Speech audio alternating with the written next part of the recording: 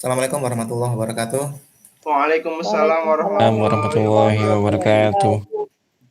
Gimana kabarnya? Baik, Pak. Alhamdulillah Baik, sehat, Bapak. Pak. Sehat. Alhamdulillah. Alhamdulillah. Iya, semoga selalu diberi kesehatan oleh Allah Subhanahu wa taala. Amin. Ya, Pak. Amin ya Rabbal Alamin.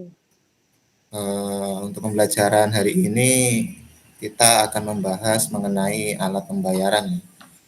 Di mana alat pembayaran ini ada dua, yaitu alat pembayaran tunai dan non tunai. Seperti apa itu ya? Nanti kita lihat. Sebelum masuk ke materi, yang pertama saya mau memberikan tes diagnostik dulu kepada kalian, di mana nanti tes diagnostik ini akan mengobservasi gaya belajar kalian. Ketika gaya belajar kalian sudah diketahui, maka nanti akan dikelompokkan ke masing-masing kelompok gaya belajar kalian. Jadi begitu. Linknya Baik. saya kasih melalui WA ya. Jadi sudah saya kirim di WA, silakan dikerjakan. 5 menit cukup, insya Allah. Nanti hasilnya dicatat ya. Untuk hasil gaya belajarnya kalian, gaya belajar apa dicatat. Oke, siap, Pak. Terima kasih. Saya sudah, Pak. Sudah? Sudah, Pak. Sudah. Sudah. Sudah, Pak. Saya absen satu-satu dulu. Karena hasil dari gaya belajar itu tidak bisa langsung masuk ke saya. Jadi saya absen sendiri. Ya, Rahmat Effendi, gaya belajar apa? Saya auditori, Pak. Auditori. Mas Rifki? Auditori, Pak. Auditori. Mbak Yohan? Visual, Pak. Visual. Mas Agung? Kinestetik, Bapak. Kinestetik. Mas Adit?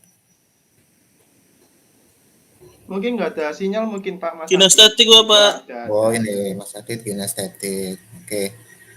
Iya. Nanti setelah penyampaian materi, saya sedikit aja menyampaikan materi karena nanti PowerPoint-nya akan saya share ke kalian lewat WA. Kalian baca sendiri, kalian pelajari sendiri. Saya hanya sedikit saja menjelaskan mengenai alat pembayaran. Saya share screen dulu ya. Iya, Bapak. Sebelum masuk ke materi, apakah kalian masih ingat pembelajaran sebelumnya? Materi tentang apa yang kita pelajari? Ada yang ingat? Sistem pembayaran. Sistem pembayaran. Nah, benar. Apa itu sistem pembayaran? Ada yang bisa menjawab?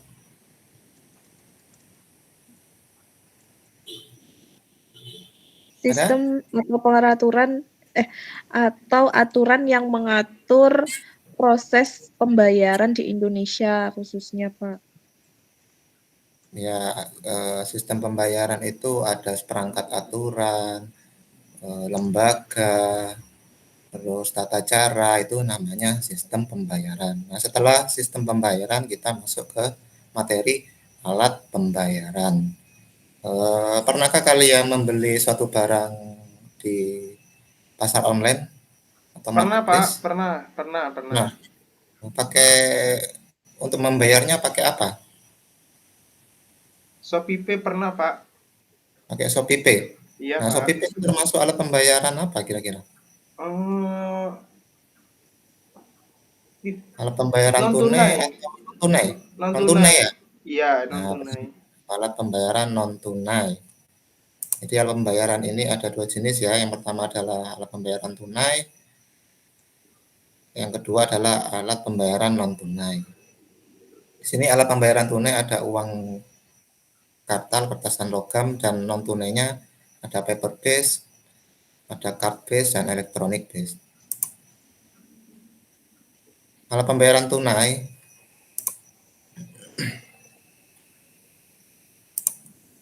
alat pembayaran tunai ini sering kita jumpai saat transaksi jual beli, terutama di kehidupan nyata yang kita bisa lihat langsung proses pembayaran atau transaksi yang dilakukan oleh seseorang. Itu adalah alat pembayaran tunai. Jadi uangnya itu bisa kita rasakan, bisa kita pegang.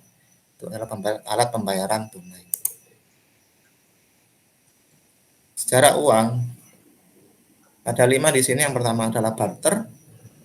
Yang kedua setelah barter adalah uang barang, uang logam, uang kertas, dan uang giral. Dari perpindahan aspek uang ini itu biasanya ada kelemahan-kelemahan yang terjadi sehingga berpindahlah aspek dari barter ke uang barang, ke uang logam, ke uang kertas, dan ke uang giral. Contohnya kalau barter, ini barter kan alat tukar-menukar barang, jadi nggak ada uang. Jadi kalau kita pengennya sayur, kalau kita punyanya katakanlah kambing, kalau kita pengen sayur, kalau kita punya kambing ya kita tukarkan itu kambing kita ke sayur, akhirnya tidak seimbang, jadinya berubah menjadi uang barang. Nah, uang barang ini di sini bukan barang seperti barter, tapi ada barang laut seperti contohnya kerang itu yang dipakai untuk uang. Terus kulit binatang itu yang dipakai untuk uang. Karena tidak efisien, kemana-mana harus bawa barang, mau beli ini harus bawa kulit hewan, mau beli ini harus bawa kerang. Pindahlah ke uang logam. Nah, kenapa kok uang logam kok pindah lagi ke uang kertas? Kira-kira ada yang tahu? Terlalu berat, Bapak. Nah, terlalu berat. Nah, kalau uang logam, itu kalau kita bawa, kita saku, kita kantongin di saku, itu kan bunyi, kelicing-kelicing. Nah, kita kalau kemana-mana itu pasti bunyi-bunyi terus. Jadilah cari alat pembayaran yang lebih efisien, yaitu uang kertas yang ringan, yang tidak bunyi, uang kertas. Kalau uang kertas dirasa tidak efisien juga, dan akhirnya berubah sekarang menjadi uang giral.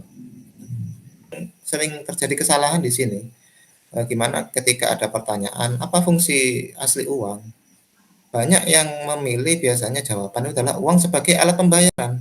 Nah, padahal uang sebagai alat pembayaran ini adalah fungsi turunan ya, bukan fungsi asli uang. Nah, di sini nanti ada materi unsur pengaman uang rupiah, di mana nanti kalian bisa klik sendiri. Ini di sini sudah saya kasih link, klik sendiri, kalian lihat di websitenya bi.go.id. Di sana ada gambar-gambar uang dan unsur keamanan uang. Sekian dulu ya untuk materi yang saya sampaikan. Untuk lebihnya ini masih banyak sebenarnya di bawah. Kalian pelajari sendiri, kalian lihat sendiri di link yang sudah saya kirim melalui WhatsApp. Siap, Pak. Kita akan berdiskusi kelompok ya. Jadi akan saya bagi kelompok 3 saja, 3 kelompok berdasarkan gaya belajar kalian yang sudah kalian kerjakan tadi. Ada gaya belajar visual, ada gaya belajar auditori, ada gaya belajar kinestetik. Kalian berkelompok berdasarkan gaya belajar yang sama. Untuk LKPD-nya, mohon maaf ini apakah tampil untuk LKPD-nya? Tampil, Bapak. Tampil, Bapak. Nah, tampil. Nah, ini untuk LKPD-nya, ini beda ya, antara ketiga kelompok ini berbeda-beda. Yang pertama ini ada kelompok gaya belajar visual, nanti kalian diminta untuk lihat dan cari informasi dulu uang pecahan 100.000. Itu yang keluaran terbaru, keluaran tahun 2022 dari website bi.go.id. Bisa scan barcode yang ada di sini. Setelah itu, sudah kalian amati, buatlah infografis unsur pengaman uang baru 100.000 ini. Nah, kenapa kok saya buat seperti ini? Karena di website resmi di BI itu masih belum mencantumkan unsur pengaman uang untuk uang 100.000 keluaran terbaru ini. Jadi kalian identifikasi apa saja unsur pengaman uang. Untuk kelompok visual ya, untuk kelompok auditori ini saya beri link berita, kalian baca, dan di sini ada pertanyaan sudah. Jadi kalian isi, kalian baca dulu beritanya, lalu kalian jawab pertanyaan-pertanyaan di sini. Untuk kelompok gaya belajar kinestetik, ini saya beri kalian tugas itu melakukan wawancara kepada teman sekelas. Bisa langsung melalui Google Meet ini ya. Jadi langsung aja ke temannya, namanya dipanggil, kalian wawancara sebentar, kalian catat apa saja hasil dari wawancara. Minimal 2 anak ya. Yang kalian wawancari minimal 2 anak teman kalian yang di luar dari kelompok kalian. Ada yang ditanyakan dari penjelasan LKPD ini? Belum, Bapak. Mungkin Sudah nanti, jelas, Bapak. Bapak. Sudah ya? Iya, Silakan Bapak. kalian kerjakan, waktunya 20 menit dimulai dari sekarang. Sudah semua mengerjakan Sudah, LKPD-nya? Bapak. Sudah. Sudah Pak. Sudah, Pak. Kalau sudah, siapa yang mau maju untuk presentasi lebih dulu? Untuk kelompok visual Saya, mungkin, Pak. Iwan? Ya. Oke. Gambarnya bisa dikirim ke WA saya ya. Sudah saya kirim tadi, Pak. Gimana, Mbak? Sudah saya kirim tadi. Sudah kirim, oke. Saya tampilkan dulu sebentar. Baik, saya akan mempresentasikan hasil diskusi saya bersama kelompok, yakni tentang uang yang diterbitkan oleh Bank Indonesia pada tahun 2022 yang termasuk ke dalam uang terbaru. Di sini saya menganalisis bahwasanya uang yang dikeluarkan Bank Indonesia ini terdapat beberapa aspek, yaitu terdapat watermark. Yang pertama, di bawah nominal 100.000 itu ada watermark foto Bapak Insinyur Soekarno dan juga Bapak Muhammad Hatta. Kemudian selanjutnya cetak intaglio atau cetak kasar yang ketika diraba itu terasa ada yang timbul. Kemudian kode tunanetra atau blind code. Jadi pada masyarakat yang